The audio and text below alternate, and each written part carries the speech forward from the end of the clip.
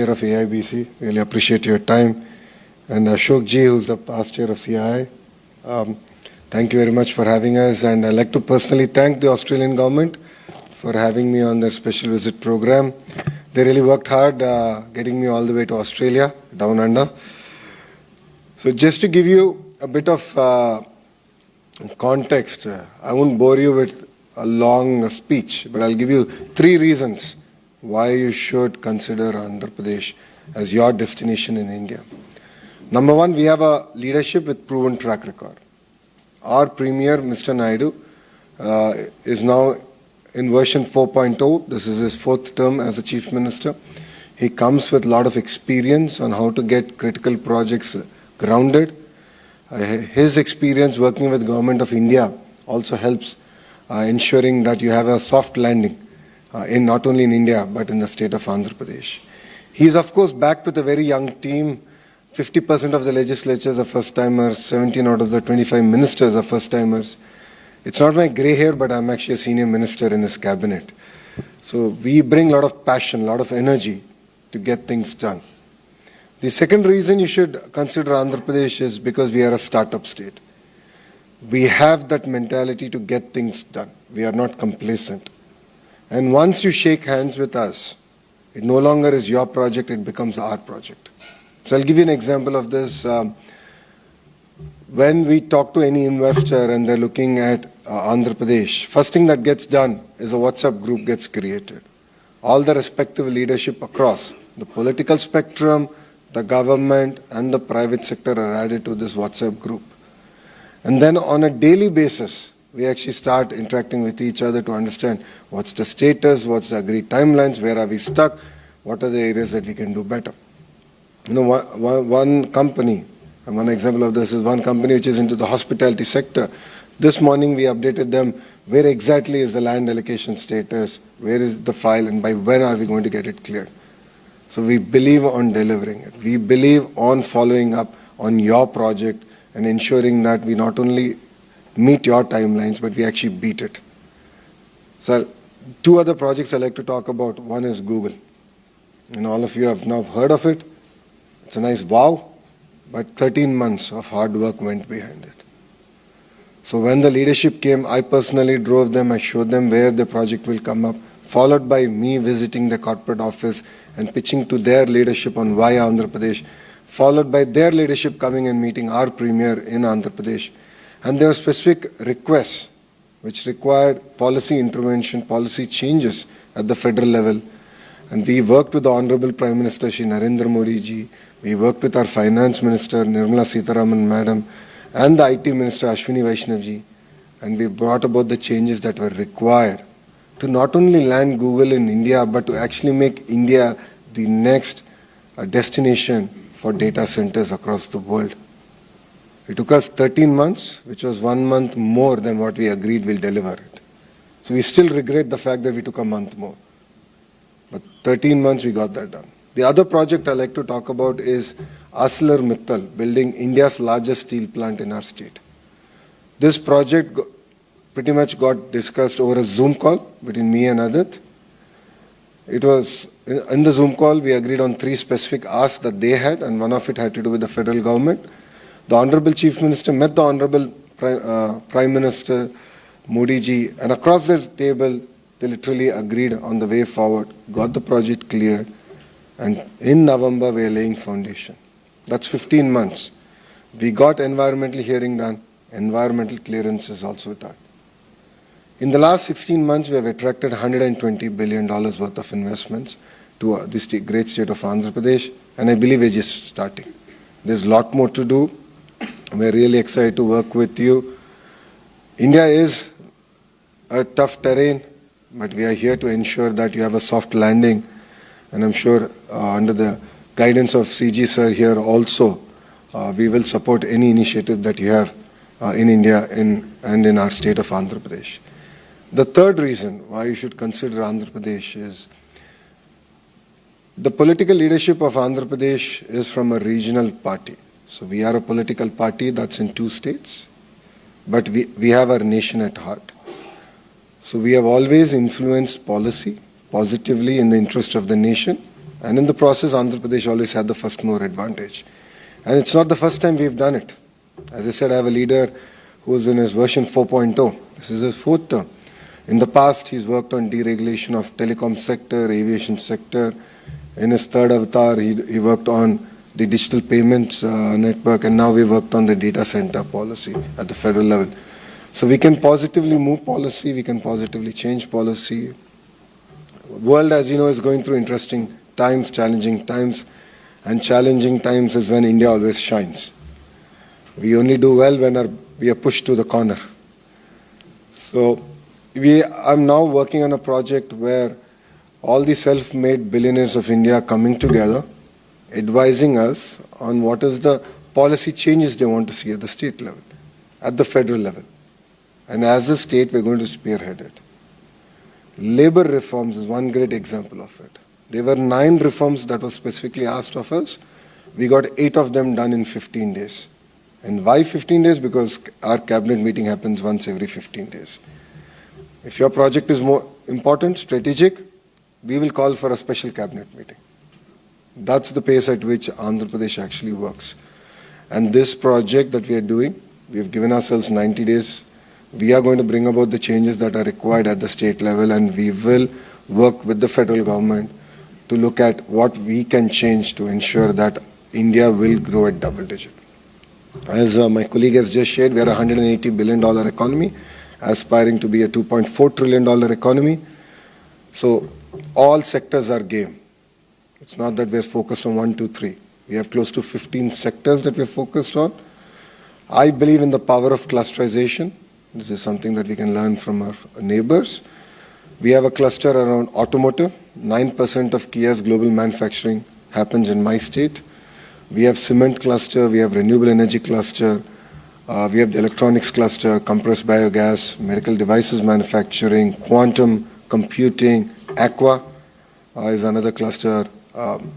We have pharma as a cluster, we have steel as a cluster. Like this, we have close to 15 clusters where we are now working on a vertical and horizontal integration. Now, what do I mean by it? Vertical is, a great example of that is if you take your mobile phone, you have your screen, and you have the camera module, you have the camera lens, you have the haptic engine, the battery, the casing. We believe that the entire cluster should be formed within the 100-kilometer radius. That's the vertical bit. Now, horizontal is where I come in, education, skilling, certification. This is very, very important. I'll give you a few more numbers. Andhra Pradesh manufactures 50% of India's air conditioners. And we've signed 3 companies that will take us to 70% in the next 18 months. We are number 1 in shrimp globally. Like this, we are working on sector by sector on taking key position. We are building India's first space city, and that's being headed by Skyroot, which is a SpaceX equivalent in India. So we're really working sector by sector, and we're really excited to work on this horizontal and vertical integration. Australian universities, we've had very, very meaningful conversation during this trip, and rest assured, we'll be looking forward to actually working with them very closely on the horizontal integration bit. And the reason I believe horizontal is going to be critical, it's not just about the education piece. Getting the technology validated, certified, it's a very expensive process. An air conditioning company came and met me and they said, we are developing heat pumps for the Europe. And the challenge is every time I do design changes, I need to send it there with 2 of my engineers. 1, it takes time. 2, it's very expensive. So why are they not here in this cluster? I think that's a phenomenally good point that they added. So that's the kind of ecosystem we want to now build. And you'll see this getting delivered across 15 clusters. So that's, in short, why you should consider Andhra Pradesh. We are the second largest, fastest growing states right now, soon to be number 1, with all these investments getting grounded. We don't believe in signing MOUs. We are not into that. We mean business, we mean grounding. We have serious ADD, attention deficit disorder, so we love to be on top of things and execute on things and really get the ball rolling. So as my team members have shared, we are hosting a partnership summit in Visakhapatnam. It's a beautiful city, 14th and 15th of November. So please come visit us. For people who know India, if Bangalore were to marry Goa and have a child, that will be Visakhapatnam. We have best of both worlds. It's a gorgeous city. It's the 9th largest economic city in India. We aspire to be among the top 3. And Visakhapatnam Economic Corridor, as we call it, is going to be $1 trillion economic corridor for us. So we're looking now planning, because we've had massive investments, massive announcements come in and work started. We don't have challenges that our neighbors are having in terms of infrastructure. We have to build an economic corridor that will thrive over the next century. And the work is already on. So please come visit us. I'll be there. We'll be more than happy to host you. And I would love to open up this session for any questions that you might have. Thank you very much, and Jai Hind.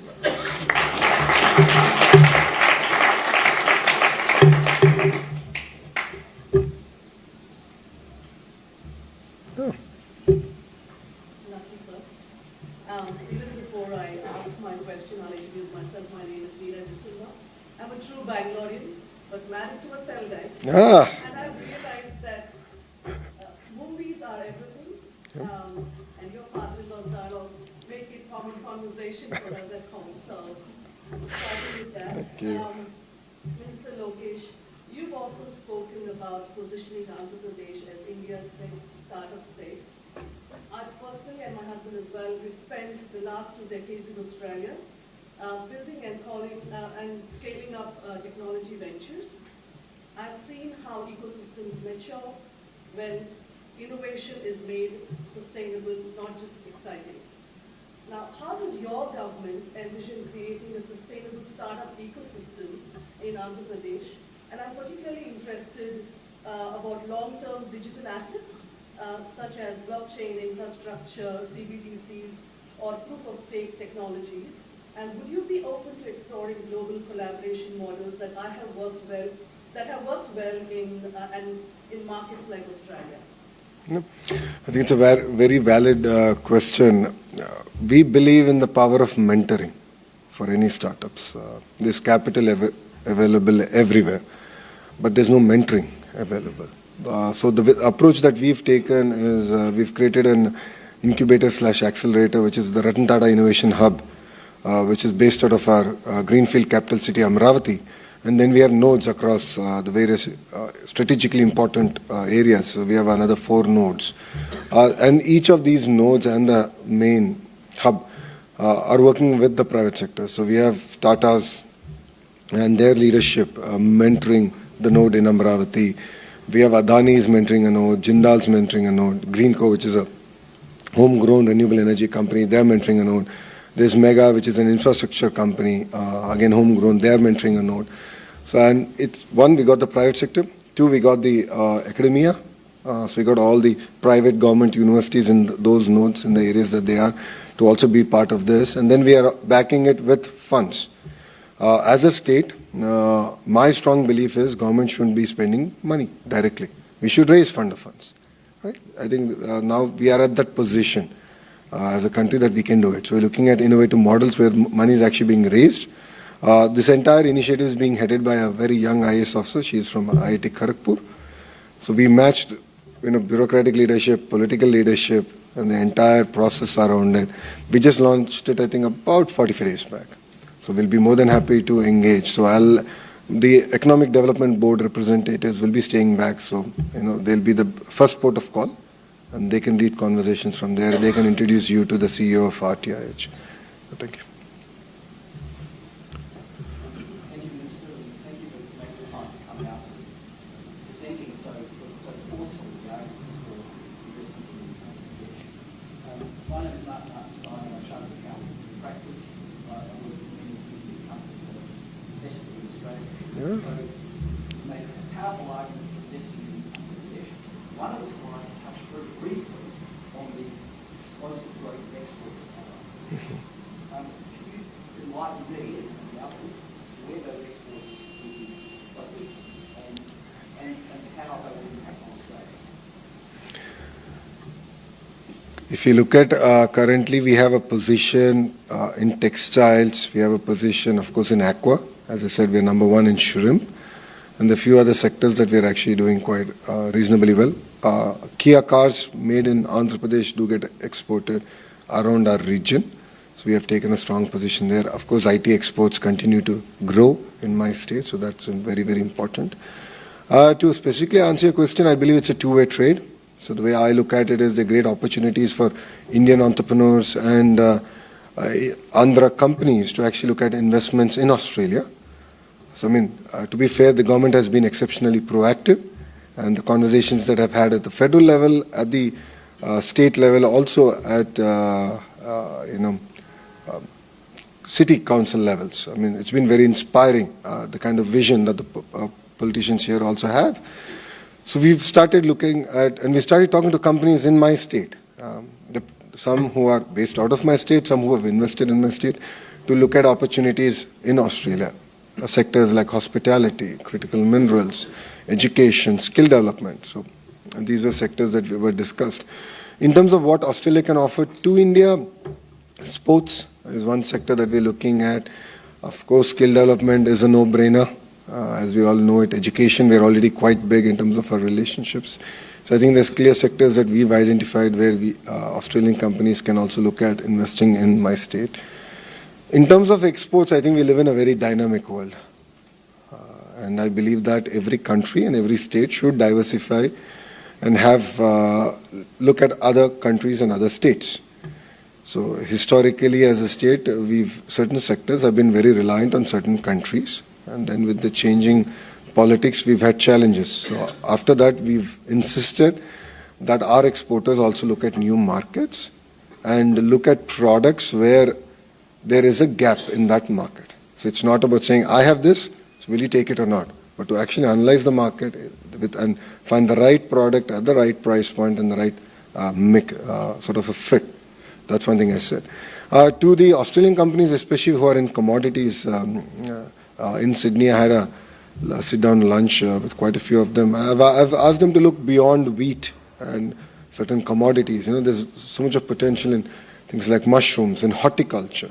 There's massive opportunities that India has, and we can make, and especially Andhra Pradesh, which is among the top 5 states in horticulture, aspiring to be number 1. We can export to the world. And our vision is not to just make the local variants of mango, but to make the Japanese variant, to grow the Japanese variant of mango in Andhra Pradesh. So there are amazing opportunities like that where I think we should look at, based on the companies that you represent, and explore opportunities through either, it's Australia Trade, Austrade, or of course our Economic Development Board, and find opportunities of mutual interest. It's a long answer for a short question, but I've understood that I think it's a two-way trade from Andhra's perspective. Thank you.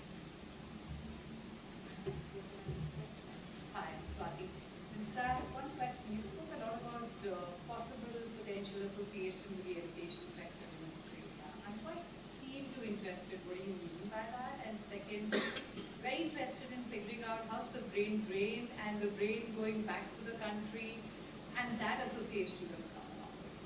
There are enough people you see out here who come as students, never go back, while India does, with the kind of development you're seeing happening in AP. I think would do a lot with people going back as well and coming here with a more strategic vision.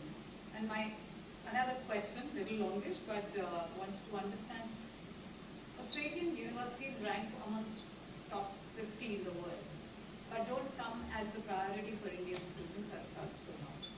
How do we make sure that that starts emerging, and not because of visa issues, but more because of priority? But not anymore. Australia is now figuring among the top 3 choices. I still feel it's because of visa issues. Actually, that's what I thought. But looking at the energy and looking at the kind of, students from my state who are here, wherever I go, the kind of reception I get. So, it's quite impressive, the number of students who are coming.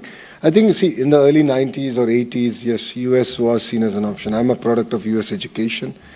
So, no second thoughts about it. But I believe that Australia is really catching up. So, your last question answered first. In terms of brain gain, I'm a product of brain gain. I'm a Stanford MBA. But went back and decided that policy is where my heart is, and true transformation can actually happen from there. But I think it's a continuous journey. I think there's no silver bullet, one silver bullet for it. I think it's continuous interaction.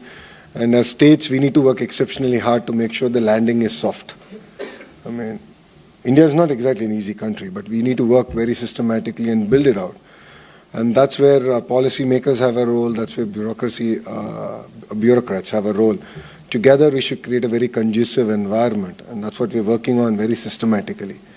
And to be fair, from Andhra's perspective, we are not transactional state. We are very long-term relation building state. And that is the DNA of the regional party. So if you look at it, Mr. Naidu has had relationship with Mr. Lee Kuan Yew of Singapore way back, starting in the 90s. And that relation continues.